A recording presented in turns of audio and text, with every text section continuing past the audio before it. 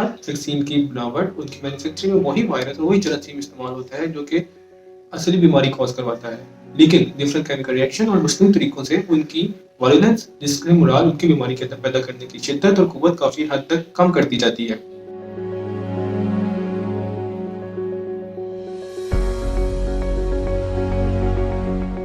अस्सलाम वालेकुम, I'm doctor Abdullah Hussain from zachabachcha.com।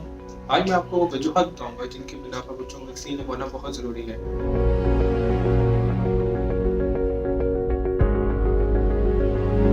सबसे पहले वैक्सीन का काम बच्चों को मुख्तलिफ बीमारियों से बचाना और कुव्वत मुदाफ़ा को बनाना होता है।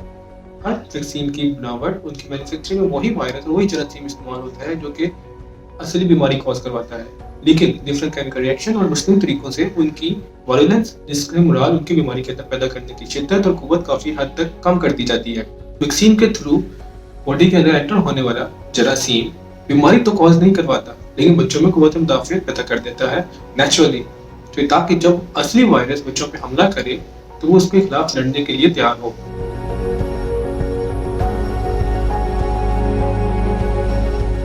दूसरा पॉइंट, हर वैक्सीन साइंसदान और डॉक्टरों की तवील मुद्दती स्टडी के बाद उनके फवाइद, उनके नुकसानात, उनके साइड इफेक्ट्स सब देखने के बाद फिर आम लोगों के लिए अवेलेबल की जाती है।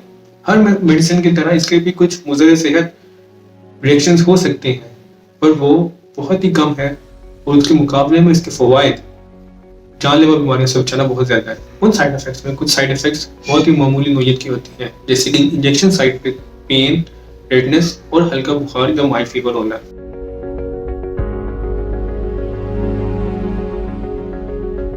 वैक्सीन लगवाने का तीसरा बड़ा फायदा ये है कि न सिर्फ उस बच्चे को जानलेवा और मुख्तलिफ बीमारियों से बचाती है जो कि वैक्सीन लगवाता है, बल्कि दूसरों को भी उन मुख्तलिफ बीमारियों से महफूज रखती है।